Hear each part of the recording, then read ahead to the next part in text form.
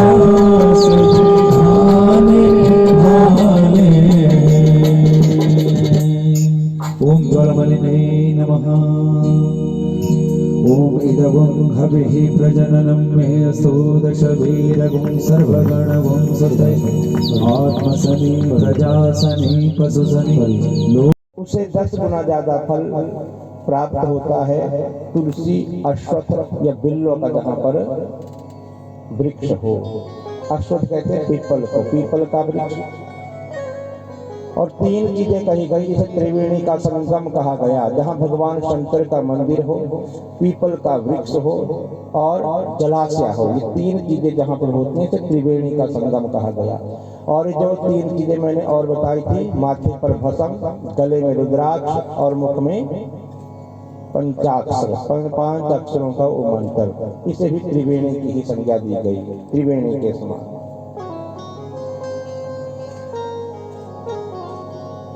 भगवान शंकर का दरबार, परम पावन मंदिर, स्थान शुभ है और शुभ मुहूर्त में यज्ञ का शुभारंभ किया गया।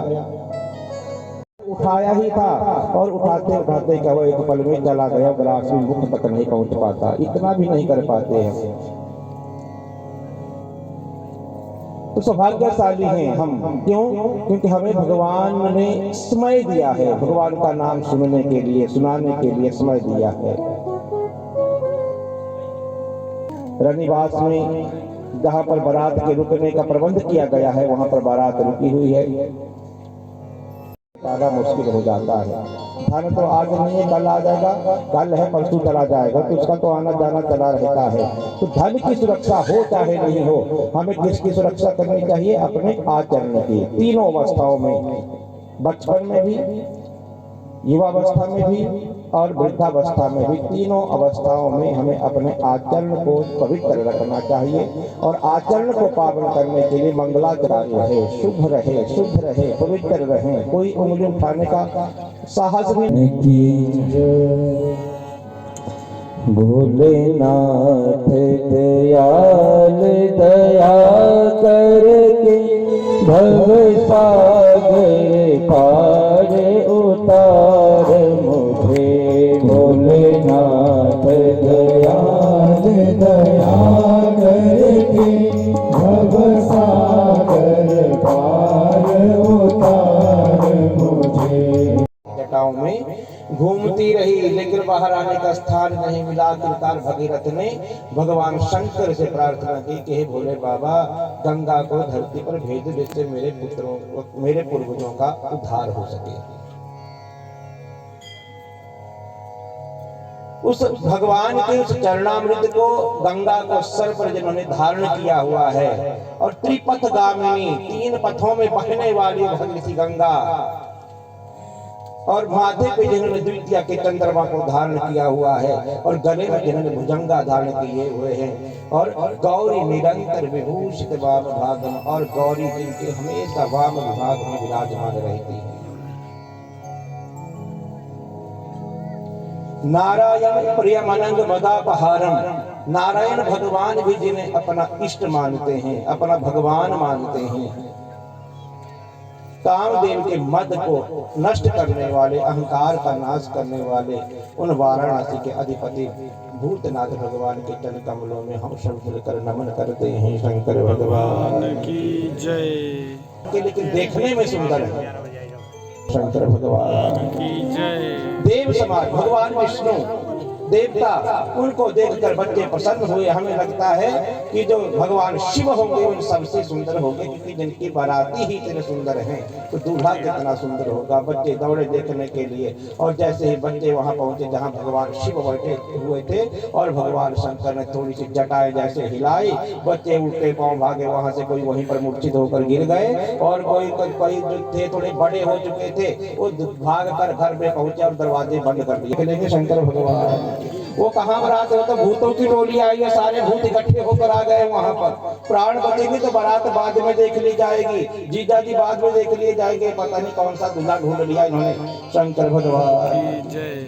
कुछ रास्ते में मूर्छित होकर गिर गए बच्चे, कुछ घर में जाकर जो पहुंचे उन्होंने अपने दरवाजे बंद कर लिए। कोई भूत नाचता हुआ जहां ना आ जाए, हमारे घर में भी दरवाजे बंद कर लिए।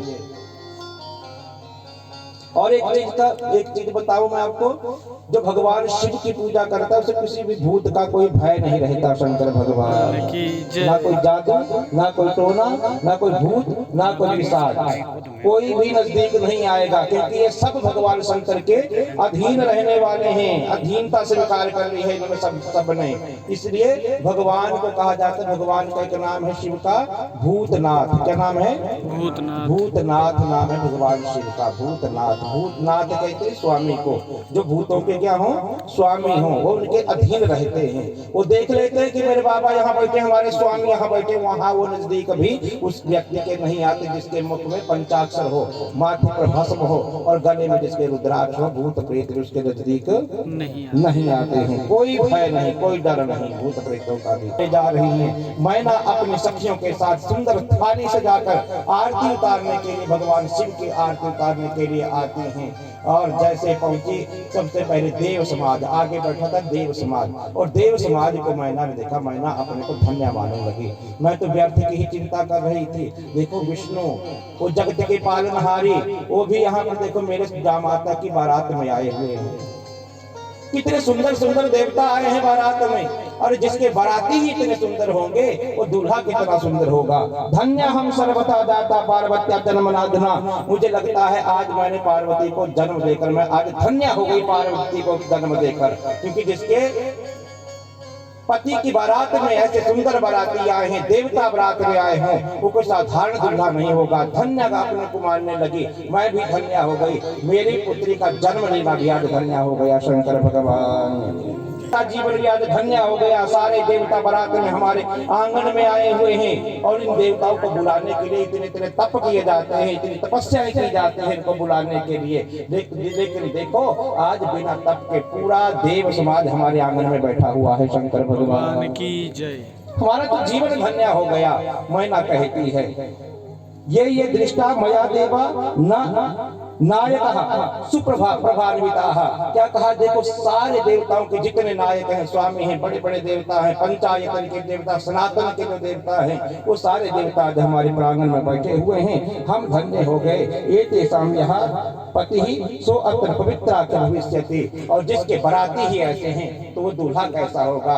और उस देखने को जो मैना है, उस दूल्हे को देखने के लिए लालायित हो जाती है। थोड़ा आगे बढ़ी, विष्णु को प्रणाम किया। अरे विष्णु जी, नारायण जिनके दर्शन के लिए तरस रहे, वो भी बारात में बैठे हुए आकर प्रसन्न हो गई। और थोड़ा आगे बढ़ी, जहां पर पीछे सबसे लास्ट में बैठा था भगवान शंकर की बारात थी, क्योंकि भगवान विष्णु ने पहले ही बोल दिया था कि देव समाज अलग हो जाओ और जो भगवान शिव के बाराती हैं वो अलग हो जाओ। जब बारात करी थी तभी अलग अलग कर दिया था भगवान विष्णु ने कि अलग अलग हो जाओ। आगे देव समाज और पीछे शिव समाज चला हुआ था। जैसे देव समाज के आगे निकली मैना, और भूत भावन भगवान जहाँ बैठे हुए थे और नाचते हुए देखे। कौन? भगवान शंकर के गण, कोई मुख वाले, कोई बिना मुख वाले, किसी के एक मुख, किसी के 10 मुख, किसी की आंख यहाँ लगी हुई है और किसी का नाक यहाँ लगा हुआ है। कोई पता ही नहीं लग रहा कि मुख पीछे है कि आगे शंकर भगवान।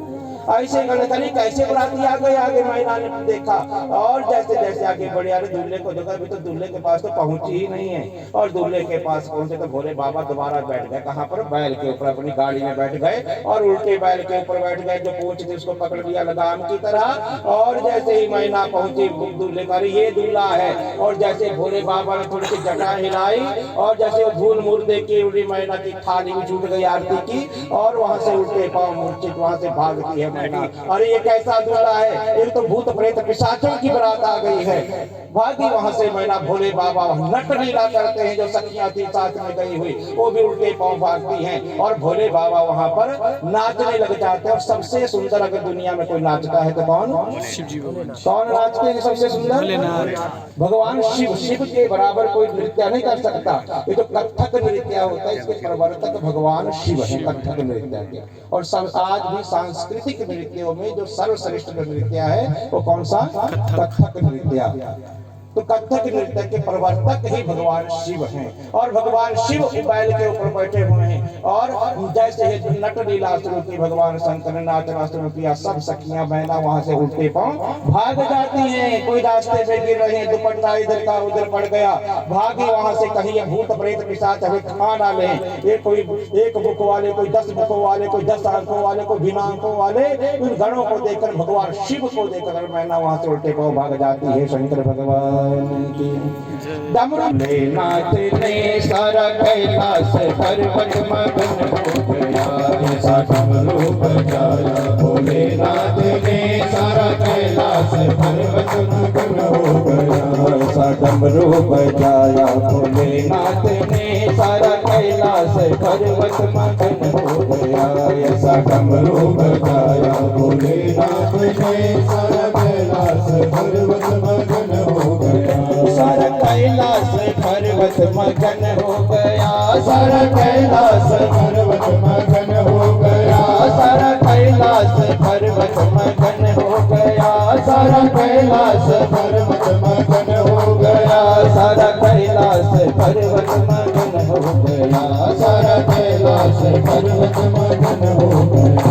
ऐसा डमरू बजाया भोलेनाथ ने सारा कैलाश पर्वत मगन हो गया, ऐसा डमरू बजाया भोलेनाथ ने सारा कैलाश पर्वत मगन हो गया, सारा कैलाश पर्वत मगन हो गया, सारा कैलाश पर्वत मगन हो गया, सारा कैलाश पर्वत सारा कैलाश पर्वत मगन हो गया, सारा कैलाश पर्वत मगन हो गया। ऐसा डमरू बजाया भोलेनाथ ने सारा कैलाश पर्वत मगन हो गया, ऐसा डमरू बजाया भोलेनाथ ने सारा कैलाश पर्वत मगन हो गया, सारा कैलाश पर्वत मगन हो सारा कैलाश पर्वत मगन हो गया, सारा कैलाश पर्वत मगन हो गया। बोलो शंकर भगवान की जय। उमापति महादेव और कहते कुछ हो जाए, किम करो मैं, क्या करूं मैं, कहाँ जाऊं मैं, तो गच्छा मैं, कहाँ जाऊं, को में दुख में को के ऊपर भी उल्टा बैठा हुआ है। इसे ना कोई संस्कार है, ना कोई आचरण इसका शुद्ध, ना इसकी वेशभूषा शुद्ध, कैसे इसके साथ अपनी पुत्री की शादी करूं, कौन मेरे दुख का हरण करेगा, साथ अपनी पुत्री की शादी करके। किम कृतम मे सुते दुष्टे कर्म दुख कर्मम पार मैना कहती है, मेरी पुत्री ने पूर्व जन्म में ऐसा पता नहीं कौन सा कर्म किया होगा जो इसके भाग्य में ऐसा पति लिखा है, ऐसा पति इससे विवाह करने के लिए आया है। मेरी पुत्री ने पता नहीं कौन सा ऐसा कर्म किया है जिसके कारण से ऐसा पति मिल रहा है। अरे मैं अपनी पुत्री का विवाह में भाग्य की रेखा तक को बदल दूंगी, मैं अपनी पुत्री का विवाह इस वर के साथ नहीं करूंगी, चाहे कुछ हो जाए। अब आम के दिखतया पुत्री योग जन्म प्रवर्तक लग गई। अरे सनार्द के लिए धिकार है सनार्द के लिए जिसने मेरा बसा बसाया घर उजाड़ दिया। शंकर भगवान काट दूंगी, लेकिन इस दूल्हे के साथ अपनी पुत्री का विवाह कभी भी नहीं करूंगी। अधो न वसुता का हम पुत्री का नाम लिखा। मैना कहती है इतने लोगों के गर्भ नष्ट हो जाते हैं, मेरा गर्भ नष्ट क्यों नहीं हो गया जब मेरे गर्भ में पल रही थी। ऐसे दूल्हे से तो अच्छा होता मेरा गर्भ नष्ट हो गया होता, जन्म लेते ही मेरी पुत्री मर गई होती तो अच्छा होता ऐसे दूल्हे के साथ शादी करने से।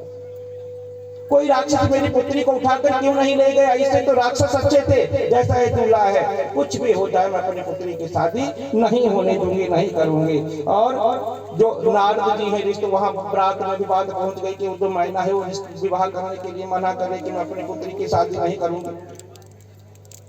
बात पहुंच गई और जब देव समाज था, देव समाज ने नारद को बुलाया कि आपने रिश्ता करवाया, चलो आगे बात करो क्या कर। नारद जी चले, मैना को जैसे दिखे, मैना की तो आंखें ही लाल हो गई नारद जी को देखकर। दूर हो जा मेरी नजरों से, गच्छ दूरम, दूर जाकर तो जो तूने मेरा बसा बसाया घर उजाड़ दिया।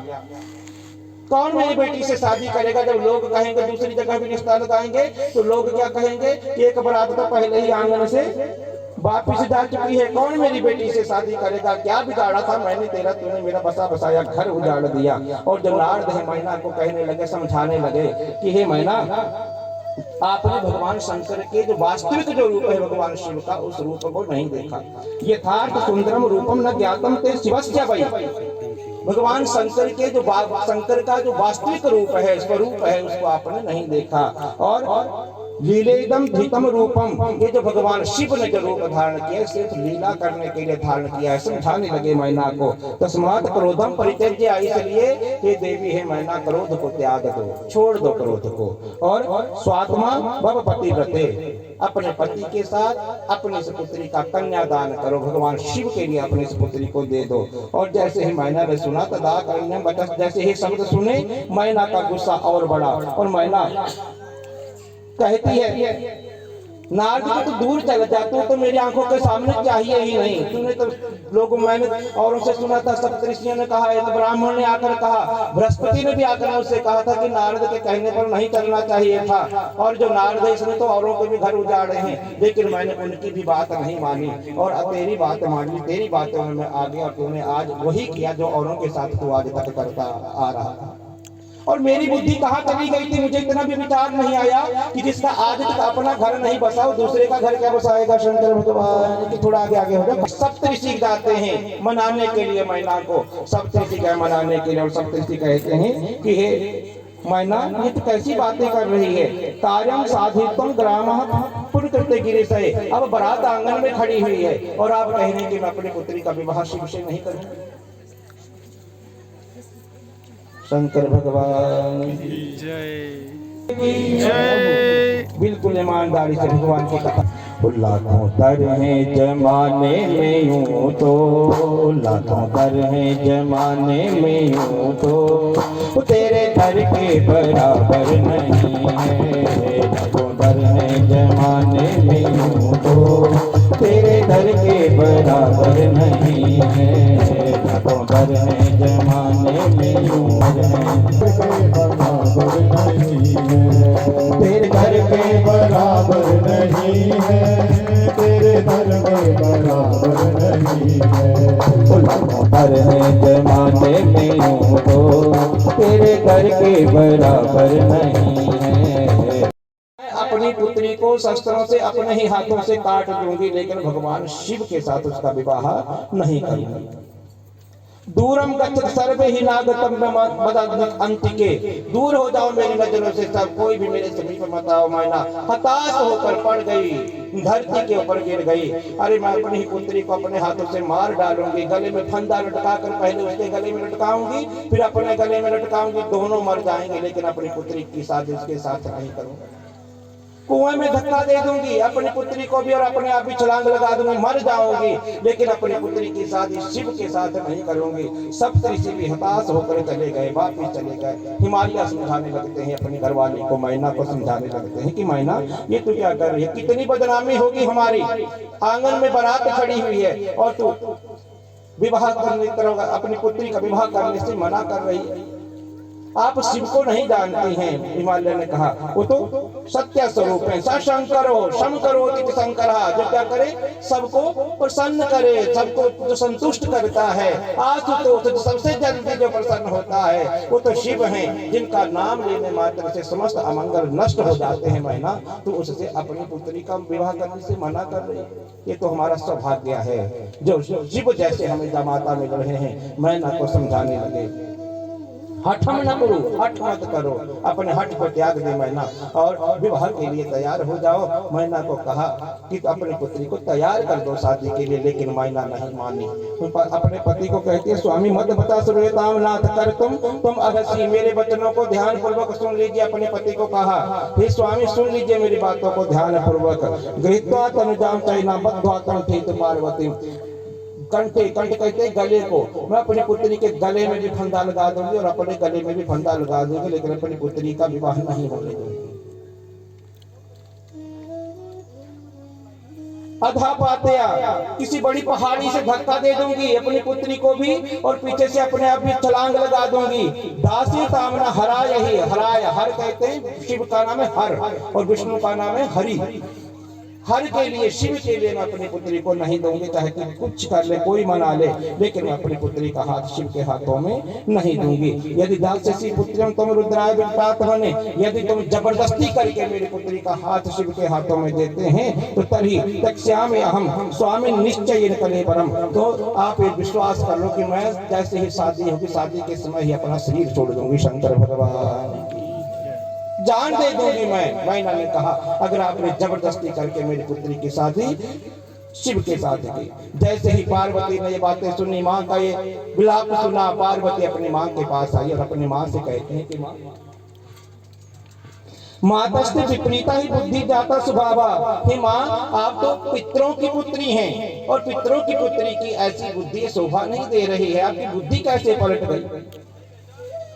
धर्मावलंबनाम तुम ही कथम धर्म जहासी वही, धर्म को जानने वाली है माँ, आप तो धर्मज्ञ हैं, धर्म को जानने वाली हैं, और आप जैसे धर्म को जानने वाली धर्म के विरुद्ध कहाँ बातें क्यों बातें कर रही हैं। मैना को कहा बहुत ही पार्वती है, अयम रुद्रः, ये रुद्र हैं, अपरः साक्षात सर्वम ईश्वरः, ये तो साक्षात ईश्वर हैं, भगवान हैं, ब्रह्म स्वरूप परमात्मा हैं, और मात्र लीला करते हैं लोगों को रिझाने के लिए, लोगों को डराने के लिए अनेकों प्रकार की लीलाएं भगवान करते हैं, और वास्तव में तो सबसे सुंदर है। पार्वती ने कहा शंभु सूक्ष्मः सुखितः सर्वश्रुति सुवर्णितः, जितने शास्त्र हैं, वेद हैं, पुराणों में तो सबसे सुंदर भगवान शिव को कहा गया है।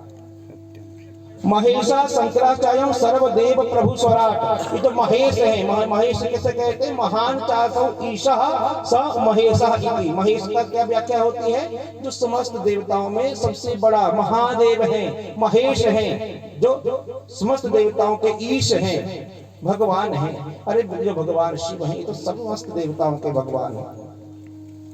अधिष्ठान सर्वेशम करता हरता स प्रभु, अरे ये भगवान शिव ये तो सारी सृष्टि के करता हरता भरता है, यही सृष्टि का सृजन करते हैं, यही सृष्टि का पालन करते हैं, और यही सृष्टि का संहार करते हैं। ये आपकी विपरीत बुद्धि कैसे हो गई। माँ अपनी माँ को बोला, पार्वती ने समझाने लगा, और जैसे ही पार्वती समझाने लगी, मैना ने अपनी पुत्री को अपनी गोदी में बैठा लिया और पकड़ लिया अपनी भुजाओं में पार्वती को। अरे पता नहीं तूने बेटी कौन सा ऐसा कर्म किया था पिछले जन्म में, जिस कर्म के कारण तुझे आज शिव जैसा पति मिल रहा है, लेकिन मेरी भी बात सुन ले, मैं नहीं दूंगी, मैं तेरी शादी नहीं होने दूंगी, चाहे कुछ हो जाए।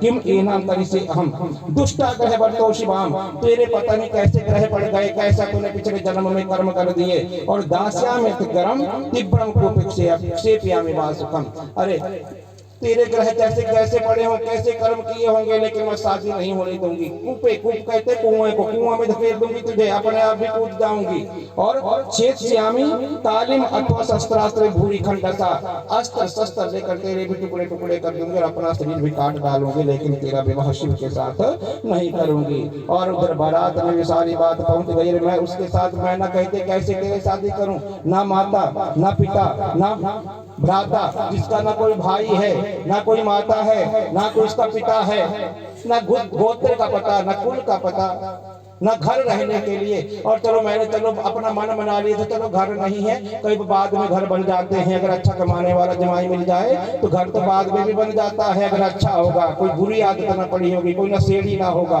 तो घर तो बाद में भी बन जाएगा। शंकर भगवान, मैंने अपना मन बना लिया था, चलो घर बाद में बनता रहेगा, अभी नहीं है, बाद में बना लेंगे, अच्छा कमाने वाला है। लेकिन जैसे ही मैंने उसको देखा तो उसकी तो वेशभूषा भी अच्छी नहीं है, शादी में आया दूल्हा बनकर आया हुआ है, शादी करने के लिए आया है, और ना वस्त्रम, वस्त्र भी कैसे पहने, मृग छाल पहनकर आ गया है, कोई पैंट नहीं, कोई कोट नहीं। शंकर भगवान, कोई पैंट कोट पहनकर नहीं आया और मृग छाला पहनकर आ गया। ना ना अपि अलंकार, गहना भी कोई नहीं, जो कुंडल पहने वो भी सांप बैठे हुए, पता नहीं बेटी तो जो खा जाएंगे वो सांप। शंकर भगवान की उसके साथ यज्ञोपवीत डाला भगवान शिव ने, उपवीत वो भी कैसा, भुजंगा, सर्पों का ही यज्ञोपवीत जिन्हें वो बनाया हुआ है, डर डर कर मर जाएगी बेटी तो अगर उसके साथ तेरी शादी हो गई। शंकर भगवान की नहीं होने दूंगी तेरी शादी। सहायक हो अपि तस्या ना, और उसका कोई सहयोगी भी नहीं है। देखो वहां बैठा है भूत प्रेतों के पिशाच, किसी का मुख नहीं, कोई बहुमुख, कोई मुखहीन, किसी का मुख ही नहीं, कोई बिना मुख के ऐसे जो उसे इतना भी पता और ऐसे गरीब के साथ मैं कैसे अपनी पुत्री की शादी कर दूंगी वयो। और ऐसा लगता है शरीर से उसको देखने से तो ऐसा लगता है जैसे कोई 70-80 साल का बूढ़ा है शंकर भगवान है। क्योंकि पढ़ा लिखा होता तो क्या होता, बढ़िया सज धज कर आता वहां से विवाह करने के लिए। वो तो विद्या से रहित है। कई बातें मैना ने कही पार्वती को गोदी में खाली हाथ बिना दुल्हन के कैसे जाएंगे। भोले बाबा के पास विष्णु गए, भोले बाबा बड़ी भारी बदनामी होगी, दूसरी बार कोई अपनी लड़की आपको देगा तो दूसरी बार शादी होगी नहीं, कोई नहीं तैयार होगा आपके साथ शादी करने के लिए, कोई अपनी पुत्री देने के लिए तैयार नहीं होगा। भोले बाबा ऐसा करो, शादी करनी है अगर दुल्हन के साथ यहाँ से जा रहे तो सुंदर सा रूप धारण कर लो शंकर भगवान, नहीं तो बिना शादी के जाना पड़ेगा यहाँ से। और जैसे कहा तो भगवान शिव ने सुंदर रूप धारण कर लिया, सुंदर बन गए भगवान शिव। कर्पूर गौरव करुणावतारम संसार सारम भुजगेंद्रहारम। और जो भगवान शंकर हैं कर्पूर की तरह बिल्कुल गोरे रंग के हो गए। और जो भस्म लगाई जिसको थोड़ा निकाल दिया भगवान शिव ने, अत्यंत सुंदर रूप। और जैसे भगवान विष्णु ने भगवान का सुंदर रूप देखा और भगवान विष्णु कहते अरे बड़े हारी जाऊं इस रूप पर जिस पर दुनिया मरेगी, इस रूप पर मैना एक बार देख लेगी तो कहेगी अगर काश मेरी दूसरी पुत्री क्यों ना हुई, दूसरी पुत्री होती तो उसका हाथ भी ऐसे ही बढ़ के हाथ में दे देती शंकर भगवान की। इतना सुंदर रूप भोले बाबा आपका नजर ना लग जाए किसी की। और भगवान विष्णु ने काला टीका लगाया भोले बाबा को, अरे भोले बाबा किसी की नजर ना लग जाए, अरे मैं तो कुरूप लग रहा हूँ आपके आगे। भगवान विष्णु कहते मेरी सारी सुंदरता फीकी पड़ गई आपके आगे। काला टीका लगाया किसी की नजर ना लगे मेरे भोले बाबा को शंकर भगवान। टीका लगाया मैना को समझाने के लिए पहुंचे मैना के पास। मैना को समझाया अरे तू साधारण नारी नहीं है, तू साधारण नारियों की तरह बातें कर रही है। पितरी नाम की प्रिया पुत्री मानसी गुण संयुक्ता, तुम तो पितरों की पुत्री हो, पितरों की पुत्री हो तुम। और इतने बड़े कुल से आप धरती पर आई हुई हैं। पत्नी हिमवता, और जो आपके पति हैं वो भी कोई साधारण व्यक्ति नहीं है, साधारण मनुष्य नहीं है। कौन है? साक्षात ब्रह्मणा कुलमुत्तमम, ब्रह्मा के कुल में उत्पन्न और मेरे अंश से उत्पन्न आपके पति हैं हिमालय, विष्णु के अंश से उत्पन्न हिमालय, मेरे अंश से उत्पन्न है। साथ आपका ना पति साधारण है ना आपका कुल साधारण। इतने बड़े कुल की कुलांगना को बड़े ही काम करने चाहिए। अब तो कुलांगना है एक कुल की, और कुलांगना का काम होता है कुल के मान को, सम्मान को, स्वाभिमान को बचाना, एक कुलांगना का काम है। और नारी के ऊपर निर्भर करता है कि उन्हें अपने कुल को कैसे बचाना है। अगर अच्छे संस्कार दिए हैं तो जो परिवार है कुल उसका नाम भी रोशन कर देती है। कौन? कुलांगना नारी जो अच्छे कुल की है। एक बार क्या हुआ, एक कन्या की शादी हो गई, ससुराल गई, और ससुराल जैसे ही पहुंची ससुराल में क्या था, झगड़ा पड़ा हुआ था, सबका झगड़ा। 2 जेठानियां थी, 2 बड़ी जेठानियां थी, 2 से छोटी थी, 4 जेठानियां थी टोटल, और 2 ननदें थी घर में, एक सास थी घर में। बहुत बड़ा परिवार था परिवार बड़ा, लेकिन क्या था, बिखरा हुआ परिवार था, बनती नहीं थी आपस में, रोज का झगड़ा। और जो 5वें नंबर की सबसे छोटी बहू गई घर में, जैसे पहुंची उसने देखा परिवार कैसा। वहां तो कहा गया था कि बहुत बड़ा परिवार है, संयुक्त परिवार की। पहले क्या होता था, संयुक्त परिवार की परिवार होते थे, बड़े बड़े परिवार, 4-5 भाई सब इकट्ठे रहते थे, एक चूल्हे पर रोटी बनती थी, एक जग खाते पकाते थे। और आज वो परंपरा धीरे धीरे क्या हो रही है, लुप्त हो गई। अब जब रिश्ता देखने भी जाते हैं ना, देख सुन करने, वो पहले कन्या बोल देती है अगर मैं रोटी बना सकती, एक तेरे को एक मेरे को, बस 2 लड़का लड़की दोनों इकट्ठे बैठा दी कि बात कर लो आपसे, बाकी फाइनल हो गया था सारा घर वालों की तरफ से।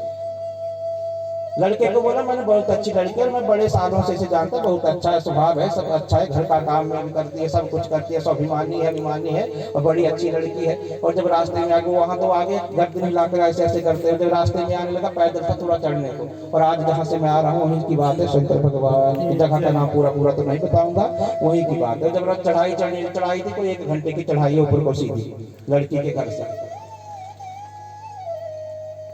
तो जैसे चढ़ने लगे रास्ते में फाइनल हो गया, रिश्ता मेरा पक्का हो गया, अब तो शादी तय करेंगे। 19 फरवरी की शादी भी रख दी थी उस टाइम शंकर भगवान की। 19 फरवरी की शादी, बड़ी बेटी की शादी थी उनकी, और छोटी की भी उसी डेट में कर देंगे, इकट्ठी शादी कर देंगे। जब लड़का चढ़ने लगा मैंने बोला बढ़िया हो गया, 20 को 19 को जल्दी सुबह 5 बजे बारात चल पड़ेगी। वो कहता है कि शादी तो हो जाएगी, लेकिन लड़की ने बोला कि मैं रोटी 2 को ही बनाऊंगी शंकर भगवान। तो मुखिया मुख से चाहिए। घर का मुखिया कैसा होना चाहिए? मुख की तरह। वो क्या करे? पूरे परिवार का भरण पोषण करे, पूरे परिवार को पाले, और जो पूरे परिवार का जो शेष बचे उसको स्वयं खाए। ऐसा नहीं घर का मुखिया सबसे पहले डकार कर खा गया और सो गया, जाकर आधे परिवार थोड़ा सा अपने लिए बचा उसको खाए, थोड़ा ज्यादा जितना भी। तो मुखिया तो मुख की तरह होना चाहिए। और सबने उठाए, जो मुखिया थी सास थी वो भी चली गई थाली उठाकर। जो सजाए क्या होता है? अन्न की बड़ी महिमा कही गई। अन्न हमें शुद्ध खाना चाहिए। और माताओं बहनों के ऊपर एक और जिम्मेदारी हमारे शास्त्रों में दी है कि जब भी रसोई घर में प्रवेश करें तो कैसे करें? बिल्कुल प्रसन्न होकर। कोई थोड़ा बहुत गुस्सा भी पति ने दो चार कड़वी बातें कही है तो थोड़ी देर बाहर ही क्या करो? बाहर ही उनको निकाल लो, जो बोला था वो बाहर ही। और जब रसोई घर में प्रवेश करें तो क्या करें? बिल्कुल प्रसन्न होकर, गुस्से को, क्रोध को बाहर फेंक कर। क्योंकि अंदर जाकर गुस्से से बनाया होगा तो रोटी भी जलेगी, सब्जी में भी नमक ज्यादा पड़ेगा, और जो खाएंगे उनकी भी वैसी ही हालत हो जाएगी। शंकर भगवान वालों का भी स्वभाव हो जाता है। तो और जगह गुस्सा कर लो, आंगन में कर लो, थोड़ा बहुत करना, लेकिन रसोई घर में जब प्रवेश करना तो सारे गुस्से को बाहर निकालकर प्रसन्न चित्त होकर भोजन को बनाना, निर्माण करना। हे भगवान, तो भगवान के लिए मैं बना रहा हूँ, पति के लिए नहीं, भगवान के लिए। इसका भगवान को भोग लगाएंगे हम, ये भगवान को चढ़ाएंगे। और हम इसको पवित्र, पति ने दो चार गालियां दी हैं, चलो कुछ नहीं, लेकिन भगवान के लिए भोग बन रहा है, प्रसाद बन रहा है, और भगवान के लिए उसको निर्माण किए प्रेम से। नमक थोड़ा ज्यादा भी होगा तो भी अच्छा ही होगा। शंकर भगवान स्वादिष्ट बनेगा, क्योंकि उसमें क्या पड़ा होगा? आपके मन का भाव पड़ा होगा कि आपने किस भाव से बनाया। जिस भाव से वो पकाया जाता है वैसे ही खाने वालों की को दूर करने के लिए क्या किया जाता है? भगवान को उसका भोग लगाया जाता है। जो भी बनाया, जो दाल बनाई, कढ़ी बनाई, मीठा बनाया, जो भी है आपके पास जो बना, उसको थोड़ा सा भगवान को पहले अर्पित किया कि भगवान ने थोड़ा सा आपके लिए, क्योंकि सारे दोष दूर हो जाते हैं भगवान। क्योंकि फिर भोजन नहीं रहे तो क्या बन जाता है? प्रसाद बन जाता है।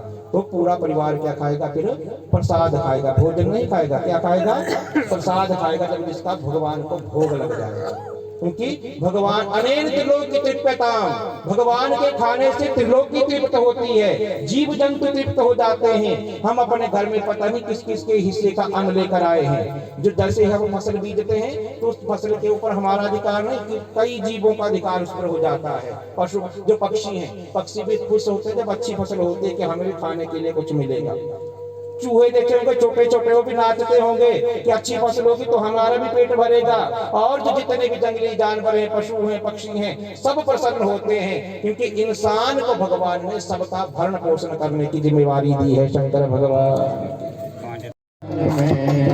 आ जाओ भोले बाबा, आ जाओ भोले बाबा, मेरे मकान में तेरा डम डम डमरू बाजे सारे जहान में, तेरा डम डम डमरू बाजे सारे जहान में। आ जाओ भोले बाबा, आ जाओ भोले बाबा। पत्नी का एक कर्तव्य होता है कि पति को क्या करे? धर्म करने के लिए क्या करे? प्रेरित करे, प्रेरणा दे। पति को वो मंदिर जाने की फुर्सत नहीं है, प्रेरित करे, स्वामी बस 2 मिनट के लिए चलिए, माथा तो देख लीजिए। शंकर भगवान धन कमाने के लिए प्रेरित करे। और घर में कोई सामान की कमी है तो उसको लाने के लिए प्रेरित करे। इसलिए 3 प्रदक्षिणाएं कन्या लेती है आगे चलकर, और चौथी प्रदक्षिणा में वर को आगे किया जाता है, दूल्हे को। क्यों? कि चौथी प्रदक्षिणा ली जाती है मोक्ष के लिए, कि आप आगे चलेंगे और आपको अगर मोक्ष मिल गया तो आपके साथ साथ मुझे भी मोक्ष मिल गया।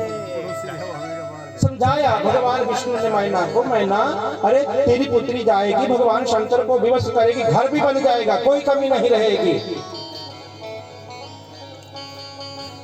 किसकी नजर न लगे, एक बार देख लेना आप भगवान शंकर की सुंदरता को, वो तो सबसे सुंदर हैं। भगवान विष्णु ने समझाया मैना को, और मैना कहती है कि मैं तभी अपनी पुत्री की शादी शिव के साथ करूंगी जब वो सुंदर रूप धारण करके आएंगे, भोले बाबा को सुंदर बनकर आएंगे। विष्णु ने आश्वासन दिया, मेरी जिम्मेवारी नहीं, वो मेरा कहा नहीं टालते, जो मैं कहता हूँ वो करते हैं, नहीं टालते। भगवान शिव विष्णु का कहना नहीं टालते, और भगवान विष्णु शिव का कहना नहीं टालते। रामचरितमानस की आपने कभी कथा सुनी हो, जब भगवान शिव शादी के लिए तैयार नहीं हो रहे थे तो भगवान राम, इनके जो इष्ट हैं विष्णु आए थे समझाने के लिए। कहा था कि आप सृष्टि को आगे बढ़ाने के लिए विवाह कर लीजिए। भगवान विष्णु ने समझाया था किसको? भगवान शिव को। और भगवान शिव ने कहा था कि मातु पितु गुरु प्रभु कई बानी, बिना विचार करें शुभ जानी। शंकर भगवान माता पिता की वाणी, माता पिता ने कुछ बोल दिया तो बिना विचार के वो मान लेना चाहिए, क्योंकि माँ बाप किसी का बुरा चाह ही नहीं सकते। शंकर भगवान सोच भी नहीं सकते। माता पिता ने कुछ कह दिया तो इसका मतलब इन्होंने सही ही कहा हो, उस पर टोका टाकी नहीं करनी चाहिए कि नहीं पिताजी तेरे को पता नहीं आप बूढ़े हो गए हैं, आपको पता नहीं मैं ज्यादा समझदार हो गया हूँ। शंकर भगवान माता पिता की वाणी, गुरु की वाणी और भगवान की वाणी, इसके ऊपर टोका टोकी नहीं करनी चाहिए, बिना विचार किए उसे मान लेना चाहिए। भगवान शिव ने भी यही कहा था। और जैसे ही भगवान ने कहा शिव को विवाह कर लीजिए तो भगवान शिव ने एक ही बात कही, अब तो सोचने और विचारने का तो काम ही नहीं रहा। शादी करूं नहीं करूं अब सोचने का तो रहा ही नहीं, विचार करने की तो बात ही नहीं रही, क्योंकि माता पिता गुरु प्रभु की वाणी, बिना विचार करें शुभ जानी। भगवान की वाणी, इष्ट की वाणी, गुरु की वाणी, माता पिता के वचन हो तो बिना विचार किए मान लेने चाहिए। अब तो तैयार हो गए थे भगवान शिव भगवान के कहने से। और भगवान विष्णु ने मैना से भी यही कहा कि हे मैना, वो मेरा कहा कभी नहीं टालते, मैं उनका कहना नहीं टालता और वो मेरा कहना नहीं टालते। वो सुंदर रूप धारण करके आएंगे, सत्यम शिवम सुंदरम, सुंदर रूप धारण करके आएंगे भगवान शिव। और मैना कहती है जब वेदिका में यहाँ पहुंचेंगे, अगर उन्होंने जैसा रूप वहां था वैसा होगा तो मैं यहीं से उसे वापिस भगा दूंगी। शंकर भगवान मैना तैयार हुई, भोले बाबा को सूचना दे के सासू माँ मान गई है। और भोले बाबा कहते चलो थोड़ा सासू को डराना भी चाहिए शंकर भगवान कि नहीं बाद में फिर सिर पर बैठेगी शंकर भगवान। सखियां आ गई दरवाजे के पास अभिनंदन के लिए, स्वागत के लिए वहां पर पहुंच गई। जैसे आज भी क्या होता है शादियों में, जो शादियां होती हैं आती हैं खड़ी होती है वहां पर क्या करने के लिए, किसके लिए? स्वागत। दो पवित्र आत्माओं को जो अलग अलग वंश की, अलग अलग कुल के थे, उनको क्या कर रहे हैं? एक। और उनका क्या कर रहे हैं? पहले, सबसे पहले अपशगुन आदि किया जा रहा है। शंकर भगवान इतना बड़ा विवाह संस्कार, दूसरा जन्म कहा गया, नए गृहस्थी की, नए घर की आरंभ शुरुआत आज से हो रही है। और सबसे पहले क्या करते हैं? अपशगुन करते हैं। और तभी तो आज घटनाएं घट रही हैं, जो आज एक पत्नी एक तरफ और पति एक तरफ कोर्ट में खड़े हुए हैं। शंकर भगवान जब अपनी सभ्यता को, संस्कृति को छोड़कर दूसरे पाश्चात्य सभ्यता की ओर बढ़ रहे हैं, अपने को छोड़कर दूसरे को श्रेष्ठ माने नहीं, वहां करते हैं जोड़ने का काम करते हैं। जो बिखरी हुई, टूटी हुई, फटी हुई चीजें उसको क्या करता है? सुई धागा सिलता है और एक कर देता है बिखरी हुई चीज को। तो सुई धागा दिया जाता था कि हम अपनी कन्या को, अपनी बेटी को दे रहे हैं, वहां बिखरे हुओं को भी उस कन्या की तरह वो क्या कर दे? जोड़ दे, एक कर दे। और अब क्या देते हैं? नहीं नहीं बेटी, तेरे को तो हमने पढ़ाया है, लिखाया है। और पहुंच गए भोले बाबा जाकर कहा? वेदिका में पहुंच गए। और वेदिका में गर्गाचार्य जी विवाह के मंत्रों को पढ़ना शुरू करते हैं। संकल्प की बारी आ गई और गर्गाचार्य जी ने संकल्प पढ़ना शुरू कर दिया। और जो हिमालय और मैना थे, हिमालय और मैना जैसे ही देखते उनको बुलाया गया, मैना को भी बाहर बुलाया गया। और मैना ने जैसे ही दूल्हे को देखा, भगवान शिव को देखा, अरे भले हरि जाऊं इस रूप पर, ऐसा सुंदर रूप पहले बनाकर क्यों नहीं आए? भोले बाबा को कहा इतने सुंदर होते तो मैं तो मन में सोचती कि 2-4 और लड़कियां होती मेरे तो उनको भी इसको ही दे देती, इतना सुंदर रूप आपका, बलिहारी जाऊं रूप पर। भोले बाबा को कहती है अरे इतना सुंदर, मुझे तो लगता है कि आज पूरे स्वर्ग की, वैकुंठ की सारी आभा शोभा मेरे आंगन में गुजर आ चुकी है। शंकर भगवान सारी आभा मेरे आंगन में आ चुकी है। प्रसन्न हो गई महिला और बेटी को लाया गया अंदर से। जो मामा था, किसका? कन्या का मामा, उसको भी बुलाया गया होगा कोई मामा नाम नहीं दिया, यहाँ पर लाया गया कि आप अन्न धन की वृद्धि के लिए दूसरे के घर में जा रहे हैं, वहाँ अन्न की वृद्धि हो, धन की वृद्धि हो, अन्न धन उस घर में भरपूर हो जाए, सुख बढ़े घर में, परिवार में जाकर। लक्ष्मी कुबेर की पूजा कराई गई ब्राह्मण के द्वारा, गर्गाचार्य जी के द्वारा। संकल्प देने के लिए तैयार हो गए। गर्गाचार्य जी ने संकल्प पढ़ना शुरू किया और संकल्प जैसे पढ़ने लगे उसमें पूरा बता दिया, देश बता दिया कि कहाँ संकल्प क्या होता है। हम कहाँ बैठे हैं, सुबह में पूजा करते हैं, पूरा बोला जाता है कि हम सोलन हिमाचल प्रदेश में हैं, हिमाचल प्रदेश के सोलन जिले में हैं, सोलन जिले के दाला घाट के समीप कहाँ पर है, कहाँ है, रौड़ी गांव में है। और रौड़ी गांव के कहाँ है, श्री खंडेश्वर महादेव के मंदिर में हम पूजा कर रहे हैं। एड्रेस हो गया। फिर इसके बाद समय किस मुहूर्त में हम कर रहे हैं, फिर हम बोलते हैं कि दक्षिणायन सूर्य का कहाँ था, उसमें उत्तरायण में था। और कौन सी ऋतु थी, कौन सा वार था, कौन सा दिन था, किस दिन किस मुहूर्त में हम कार्य को कर रहे हैं, पूजा को कर रहे हैं। उसके उपरांत पात्र, 3 चीजें मैंने बताई थी। देश हो गया, आपने बता दिया कि भारत देश से भरतखंड में, हम भरतखंड के अंतर्गत आते हैं। पहले क्या था, पूरा विश्व ही क्या था, भारत था। जब भरत राजा होते थे और भरत के नाम से ही हमारे इस देश का नाम पड़ा था भारत। भरत कितने हुए, कितने भरत हुए जो प्रसिद्धि को प्राप्त हुए, कितने, बहुत अच्छे श्रोता हैं आप शंकर भगवान। भरत जिन्होंने प्रसिद्धि प्राप्त की अपने बड़े भाई के लिए, जिन्होंने राजपाट तक त्याग कर खड्डापुर की धरती में रहे थे। भरत जाकर कहाँ क्यों रहे, उन्होंने सोचा कि मेरे जो भाई हैं वो कहाँ सो रहे होंगे, जमीन पर, और जो मैं तो उनका दास हूँ। और छोटे का कर्तव्य होता है कि बड़े के बराबर ना सोया जाए, मुझे तो उनसे नीचे सोना चाहिए। तो खड्डा खोदा, राम अगर धरती पर सोएंगे तो मैं राम से भी नीचे सोऊंगा, जाकर खड्डे में जाकर सोए। इतने दिन वहीं पर रहे। राम कंदमूल खाएंगे और मैं तो उनका दास हूँ, मुझे तो वो भी नहीं खाने चाहिए। और क्या खाए थे, जौ खाते थे। वो भी कैसे जौ, जो गाय को खिलाते थे और गोबर के साथ जो थोड़े से आते थे, उन जौ को खाकर अपना भरण पोषण करते थे शंकर भगवान। भरत, एक भरत हो गए राम के भाई। अब मैं रामायण में नहीं जाऊंगा, नहीं वहां गया तो फिर और 1 घंटा का चला जाएगा वहीं पर शंकर भगवान। राम के भाई भरत, और दूसरे भरत कौन से हुए, दुष्यंत और शकुंतला के पुत्र, दुष्यंत और शकुंतला के पुत्र। भरत जो क्या करते थे, बचपन से ही शेरों के साथ खेले हैं। कन्नव ऋषि की पुत्री थी कौन, शकुंतला, विश्वामित्र की थी, लेकिन गोदी ले लिया था। किसने पाला था, पालन पोषण किया था, कन्नव ऋषि ने। कन्नव ऋषि की पुत्री शकुंतला, और शकुंतला का गंधर्व विवाह होता है किसके साथ, दुष्यंत के साथ। गंधर्व विवाह 8 प्रकार के विवाह बताए हैं शास्त्रों में। कितने प्रकार के, 8 प्रकार के। जो कन्या अपनी मर्जी की शादी करती है, ऐच्छिक वर को प्राप्त कर, स्वयंवर जिसे कहते हैं, अपने आप वर का जो चयन करती है। और आज की भाषा में अगर कहा जाए लव मैरिज जिसको कहते हैं, वो क्या है, गंधर्व विवाह। गंधर्व विवाह की श्रेणी में एक पिशाच विवाह है, जबरदस्ती किसी कन्या को उठाकर ले जाना, पिशाच विवाह। एक राक्षस विवाह है। एक और सबसे श्रेष्ठ जो विवाह है वो कौन सा, ब्रह्म विवाह। कौन सा, ब्रह्म विवाह, श्रेष्ठ विवाह। जो माता पिता की अनुमति से, माता पिता की सहमति से, अपने रिश्तेदारों को साक्षी मानकर, अग्नि की प्रदक्षिणा लेकर, अपने सगे संबंधियों को बुलाकर उनके सामने वैदिक मंत्रों के द्वारा और ब्राह्मण को साक्षी मानकर जो विवाह किया जाता है वो सबसे श्रेष्ठ विवाह है। कौन सा, ब्रह्म विवाह, सबसे उत्तम, सबसे श्रेष्ठ। और अगर वो विधि विधान से हुआ हो, अच्छे मुहूर्त में हुआ, तो घर कभी भी नहीं उजड़ता शंकर भगवान। ब्रह्म विवाह। दूसरे नंबर पर है प्रजापति विवाह। तो सबसे उत्तम दर्जे का विवाह है ब्रह्म विवाह, श्रेष्ठ विवाह। और सुखी गृहस्थ के लिए, सुखी जीवन बिताने के लिए ब्रह्म विवाह सबसे श्रेष्ठ कहा गया शंकर भगवान। आप अपना क्या बोलो, गोत्र बताओ, क्या गोत्र है, गोत्र उच्चारण किया जाता है और उसको उपरांत नाम बताया जाता है। और गर्गाचार्य जी भी जब संकल्प पढ़ रहे थे तो संकल्प पढ़ते पढ़ते क्या किया, पूछ लिया, गोत्र पूछ लिया।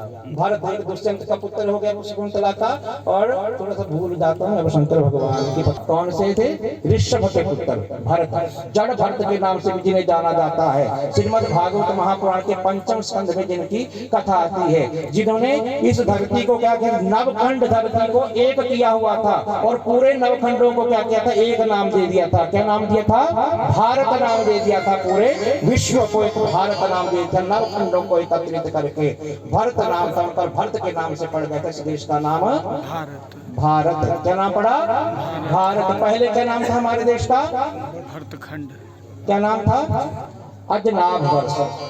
अजनाभ वर्ष। आर्यवर्त तो कहते जब आर्या का यहाँ पर आगमन हुआ तब आर्यवर्त कहा जाता है, और वास्तव में हमारे देश का पहले नाम था अजनाभ वर्ष। श्रीमद् भागवत महापुराण के 5वें स्कंध में नाम दिया गया अजनाभ। और भरत ने फिर क्या किया, जब इस धरती के 9 खंडों की धरती को एक किसी के काम जो आए उसे इंसान कहते हैं, किसी के काम जो आए उसे इंसान कहते हैं। पराया दर्द अपनाए उसे इंसान कहते हैं। ऋषि तो उनसे ही पैदा हुए हैं। गोत्र तो हमारे ऋषियों के हिसाब से होते, जो कश्यप के संतान है उन्हें कश्यप गोत्र निकाल दिया गया। गौतम की संतान के गौतम हो गए। जो भरद्वाज ऋषि की संतानें आगे उन्हें भरद्वाज बना दिया गया। ऋषियों के आगे आगे जो प्रवर है, किसी के 3 प्रवर है, किसी के 5 प्रवर है। गोत्रों के अपने अपने हिसाब से अलग अलग। जो गर्गाचार्य जी के संतान में गर्ग गोत्र अलग है अपने, जो पराशर की संतान में पराशर अपने अपने हिसाब से। और जो गोत्र है उनके भी अपने आगे आगे प्रवर हैं। 3 प्रवर, किसी के 5 प्रवरों वाला गोत्र है, उनकी गोत्र का पता ना हो तो उसके लिए गोत्र लगा दिया जाता है। कौन सा? कश्यप गोत्र। कौन सा? कश्यप गोत्र। पंडित जी ने संकल्प कराते हुए, पूजा कराते हुए हमसे पूछ लिया कि आपका गोत्र क्या है। अब क्या होता है, कई बार क्या होता है, घर से बाहर, गांव से भी बाहर कहीं दूर जाकर बस गए, और धीरे धीरे क्या आने वाली पीढ़ियां और वो धीरे धीरे ना गोत्र का पता ना अपना कुल का पता, कोई अता पता नहीं होता। तो क्या हुआ, क्या कहते हैं उनके लिए जिन्हें अपना कोई अता पता है ही नहीं कि हम कौन है, हमारे वास्तविक जो इतिहास है वो क्या है, जिन्हें वो पता ही नहीं है, तो उनके लिए भी गोत्र लगा दिया जाता है। कौन सा? कश्यप गोत्र। क्योंकि कश्यप से ही सारी सृष्टि आगे बढ़ी, शंकर भगवान की। कश्यप गोत्र लगा दिया जाता है। गर्गाचार्य जी ने पूछा कि गोत्र बताए भोले बाबा, गोत्र क्या है आपका? क्योंकि यहाँ तो संकल्प में ऐसा पड़ा जाएगा कि जो हिमालय है, हिमालय और मैना अपनी पुत्री पार्वती का हाथ इस गोत्र के, इस व्यक्ति के हाथ में दे रहे हैं। अब गोत्र क्या बताए आपका? सन्नाटा छा गया, कौन बताए भोले बाबा का गोत्र? और जो मैना थी, मैना की भ्रुकुटियां फिर टेढ़ी हो गई। मैंने पहले भी कहा था जिसका ना कुल का गोत्र उसके साथ शादी करे, फिर भ्रुकुटियां टेढ़ी हो गई, लगे लगाए उस संकल्प के समय। और दृष्टि पड़ी, कहाँ देखने लगी? मैंने ढूंढने लगी, किसको? रिश्ता कराने वाले को, शंकर भगवान। कौन थे रिश्ता कराने वाले? नारद जी को ढूंढने लगे रिश्ता कराने। और रिश्ता कराने वाले की तो बारी बार बार आती है, शादी के टाइम भी और शादी के बाद भी आती ही रहेगी। थोड़ी सी खटपट हुई, कहाँ रिश्ता कराने वाला, चल इधर शंकर भगवान। और उस कारण क्या किया, कई लोगों ने रिश्ते करवा शादी के लिए शंकर भगवान। नारद जी को फिर देखा, नारद की तरफ, नारद जी ने भी सोचा होगा तो बड़ा भारी पर्दा ले लिया, मैंने रिश्ता करा कर। कोई भी बात होती है मुझे ही देखा जाता है। नारद जी आगे आ गए, क्या करूँ अब जाकर आगे। मैना को गुस्सा आ गया, अरे बताओ, मैंने पहले भी कहा था इसके गोत्र कुल क्या कौन से तरीके हैं। और जो नारद जी हैं, नारद जी गर्गाचार्य जी को कहते हैं कि गर्गाचार्य जी क्या मूर्खों की तरह बातें कर रहे हैं शंकर भगवान। एक विद्वान होकर एक कैसी बातें कर रहे हैं। अरे भगवान शंकर उनके गोत्र के बारे में पूछ रहे हैं। अरे जो क्या है, जिनसे सारे गोत्र पैदा हुए, जिनसे सारे कुल पैदा हुए, आप उनको उनके गोत्र के बारे में जानना चाहते हैं? तुम ही मूढ़, तुम क्या मूर्ख हो, और भगवान शंकर के गोत्र के बारे में आप मुझसे पूछ रहे हो। अस्या गोत्रम कुलम नाम नहीं जानाति पर्वत।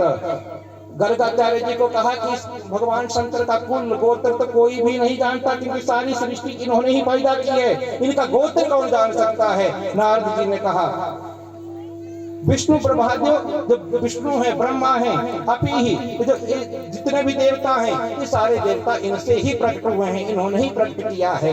और इनके कुल गोत्र के बारे में आप जानना चाहते हैं? गर्गाचार्य जी, आपको ऐसी बात नहीं करनी चाहिए। पहले ही इस शादी में कई विपत्तियां आ गई, बड़ी मुश्किल से शादी, बार बार मुझे बुला लिया जाता है। ऐसा मैंने क्या गुनाह कर, इसी लड़की को आपके कारण अच्छा घर भर मिल जाता है, पुण्य की प्राप्ति होती है। डरिए मतलब थोड़ी 2-4 गालियां पड़ जाएंगी, लेकिन अगर अच्छा। और कहा भी गया है शास्त्रों में कि अगर किसी कन्या को अच्छा घर भर मिल रहा है और उस घर भर को दिलाने के लिए अगर थोड़ा सा झूठ भी बोल दिया जाए तो उसमें कोई पाप नहीं कहा गया शंकर भगवान।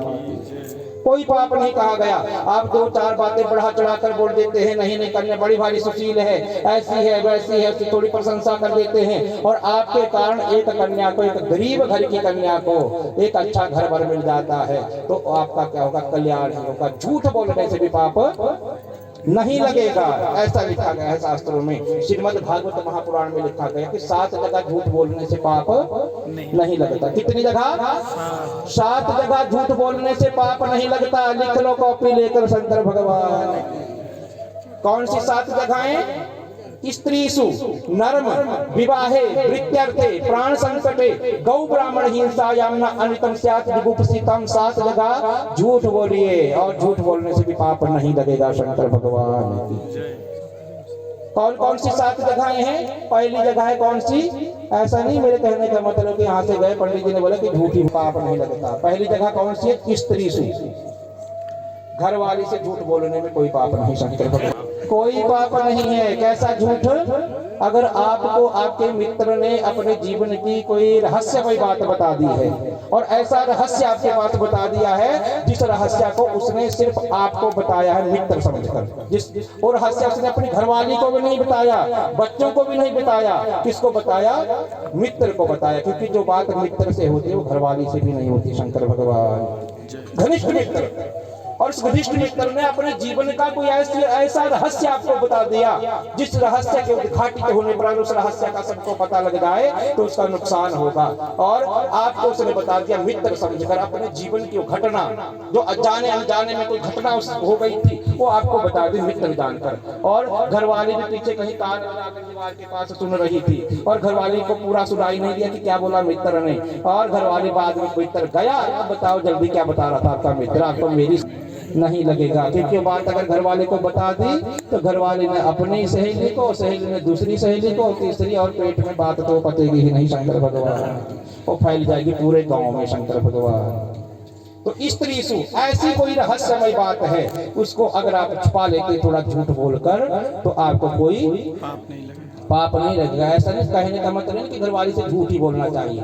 जो रहस्यमय बात है मित्र ने आपको बताई है, उस बात को अगर थोड़ा झूठ बोलकर आप छुपा लेते हैं तो उसमें कोई पाप नहीं कहा गया। बाकी सच बोलना चाहिए। और गृहस्थ धर्म में अगर सच्चाई होगी तो गृहस्थ धर्म लंबा चलेगा। शंकर भगवान की कुछ अपनी सुनाओ, कुछ दूसरे की।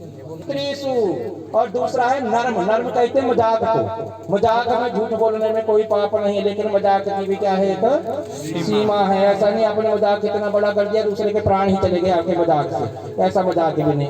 वैसा नहीं, आप ऐसे थोड़ा मजाक कर रहे हैं, उसमें थोड़ा झूठ निकल गया मुख से तो उसका कोई दोष नहीं कहा गया। स्त्री नर्म, और उसके बाद है विवाहे, जो मैंने अभी बात कही। किसी कन्या को अच्छा घर भर मिल रहा है और आप क्या करें, थोड़ा बढ़ा चढ़ाकर 2 शब्द कह रहे हैं, तो अगर उस कन्या को अच्छा घर मिल गया, गरीब घर की कन्या थी, लोग बोलते बोले नहीं नहीं उसका बाप ऐसा, उसकी माँ ऐसी, और आपने बोला चलो बाप माँ बाप जैसे हैं वैसे हैं, लेकिन कन्या तो एक कमल की भांति है, अच्छी कन्या, संस्कारी कन्या है। और समझाया आपने थोड़ा, नहीं नहीं कमल तो कीचड़ में ही खिलता है। अरे वो तो पास कितनी हो गई?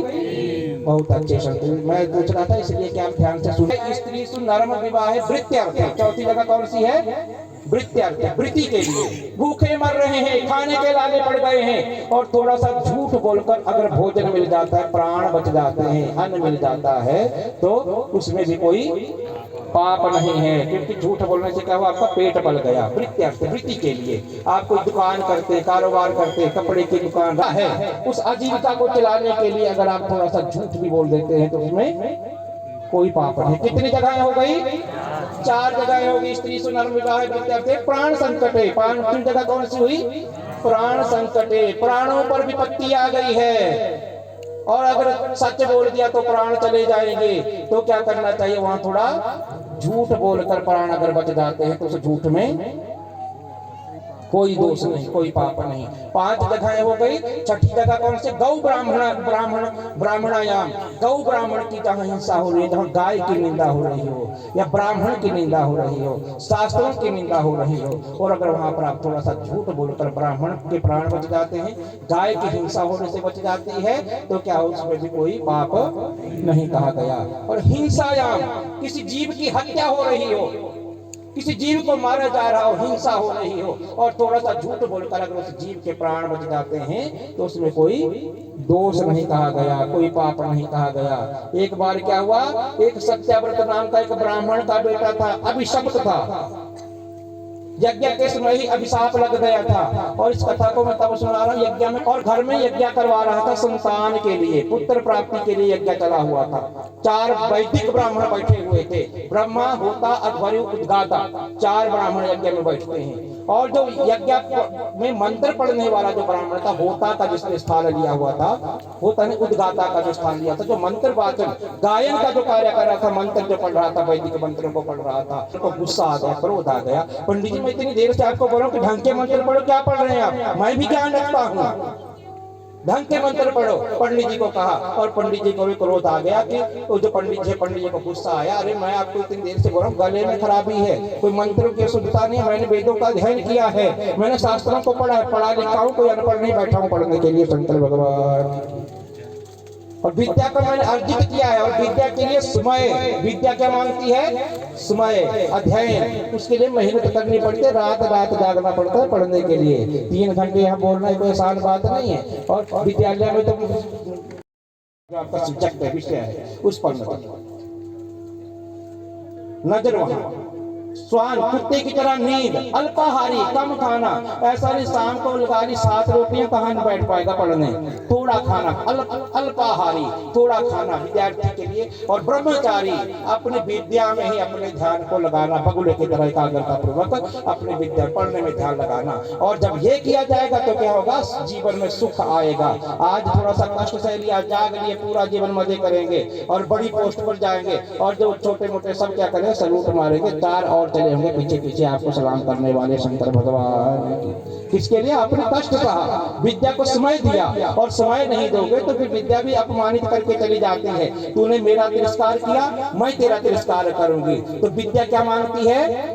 समय मांगती है, परिश्रम मांगती है, जागना पड़ता है, अल्प नींद लेनी पड़ती है, थोड़ा भोजन करना पड़ता है, और तभी विद्या भी क्या करती है? थोड़ा सम्मान तूने मुझे दिया, और विद्या कहती है तेरे से भी ज्यादा सम्मान मैं तुझे दूंगी। शंकर भगवान की होती है, शंकर भगवान जहां हो जाएगा वहीं पर उसकी पूजा होगी। और जिसके पास विद्या है, जिसने अध्ययन किया है, वो कहीं जंगल में जाकर पत्थर के ऊपर भी बैठ जाएगा तो वहीं भी लाइनें लग जाती हैं शंकर भगवान की। अगर आपके पास विद्या है, और विद्या नहीं है, पूरे मजे ले सोने के, तो आप बैठ जाओ जाकर कहीं शहर में भी, कोई नहीं। भगवान शिव का, और नाद की उत्पत्ति हुई थी भगवान शंकर के ही मुख से, नाद की उत्पत्ति हुई थी। दूसरे दिन की जिन्होंने कथा सुनी है उन्हें पता है, 5 मुखों से 5 शब्द पैदा होते, आ, ओ, माँ, बिंदु और नाद, तो 5 अक्षर पैदा होते भगवान शिव के मुख से।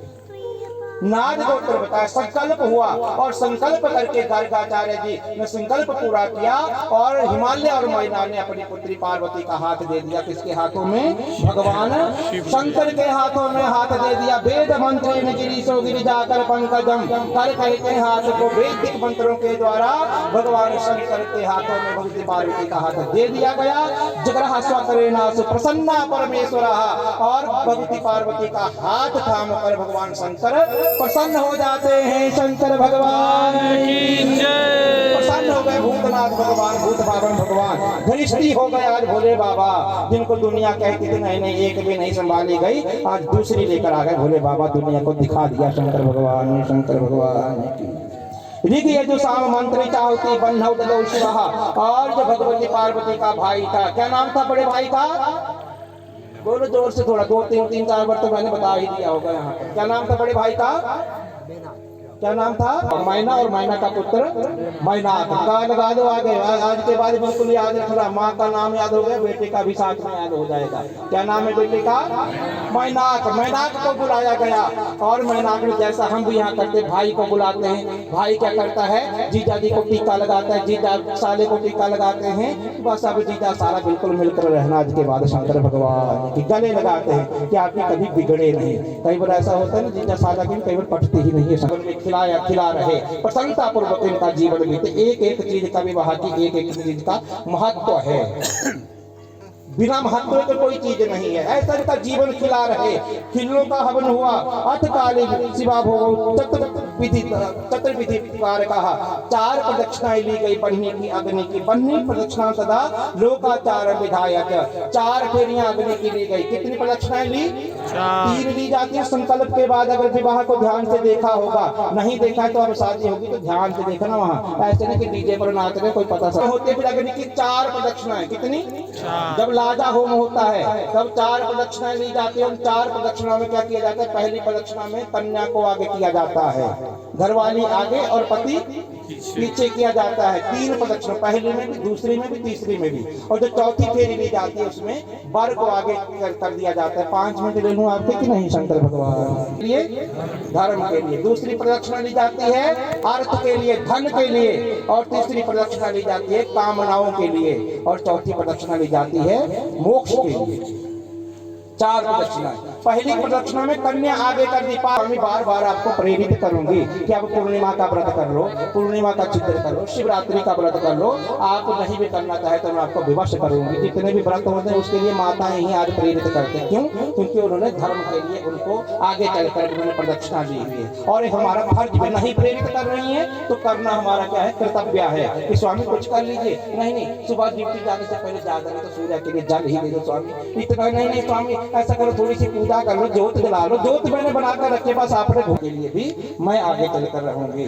और आगे हो गई कन्या। और स्वामी अगर आप कमाने जाएंगे भी नहीं, पूरा दिन सोए रहेंगे, ड्यूटी नहीं जाएंगे तो भी आपको भेजूंगी स्वामी, कुछ कमा कर लाइए। किसे घर कहते हैं?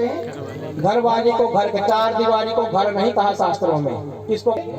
मोक्ष के लिए। अरे स्वामी अगर आपको मोक्ष मिल गया तो आपके साथ साथ मुझे भी मोक्ष मिल जाएगा। क्योंकि संकल्प को प्रतिज्ञाएं सुनी होगी जब विवाह में शर्तें सुनाई जाती, पाप होते हैं। उन 5 पापों का आधा हिस्सा जाता है किसको? पति को। सारे पापों का नहीं कि पति के मजे या गैस जलाते हैं तो उसमें पता नहीं कितने जीवों की जलकर हत्या हो जाती है। और उस आग को जलाने से, जो आग में जले हुए जीवों के मरने से जो पाप लगा, उस पाप का आधा हिस्सा भोगना पड़ेगा किसको?